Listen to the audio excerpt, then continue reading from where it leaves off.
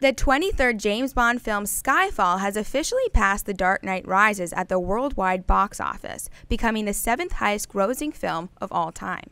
Skyfall's total gross now sits at $1.094 billion, just above The Dark Knight Rises at $1.081 billion.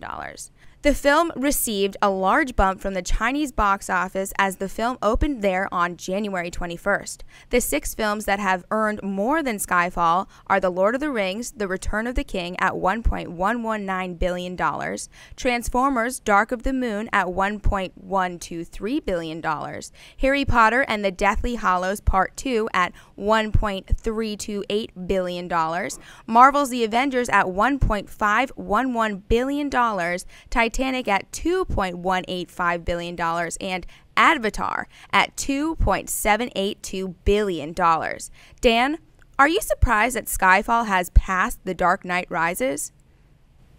You know, I'm surprised that it passed The Dark Knight. I'm not surprised that it's in the same category with those other films that were mentioned, because let's face it, all of those films, with the exception of Transformers, which is kind of the bane of my existence, that entire series. With the exception of that one film, all the other films mentioned are amazing, blockbuster, crowd-pleasing films that are really smart and really, the scripts were fantastic, acting was great, and just the presentation overall was just fantastic. So I'm not surprised that it's in that company, but I am kind of surprised that it beat The Dark Knight Rises, because I look at that as probably the best comic book adaptation film ever made. And while Skyfall was good, and again, good script, great acting, and it was exciting, you know, pleased the masses, I don't see it as being better than The Dark Knight Rises. But, you know, it fits in there, in that category, I think. You know, they say, and the old saying is that, look, money does not equal quality. Just because one movie makes more money than another doesn't mean it's better. Except in this situation. Skyfall is a much better film than The Dark Knight Rises. The Dark Knight Rises was by far the worst of that series. And I have so many problems with that movie I could go on, and yet I actually still really enjoyed it. I still really like The Dark Knight Rises. But, is that film flawed? But I'm shocked. I'm completely shocked. I mean, there's no way. If you could have bet me almost any amount of money at the beginning of last year and said, you know, hey, Campia, I'll bet you a $10,000 that Skyfall will make more money at the box office than The Dark Knight Rises. I would have taken that fool's bet.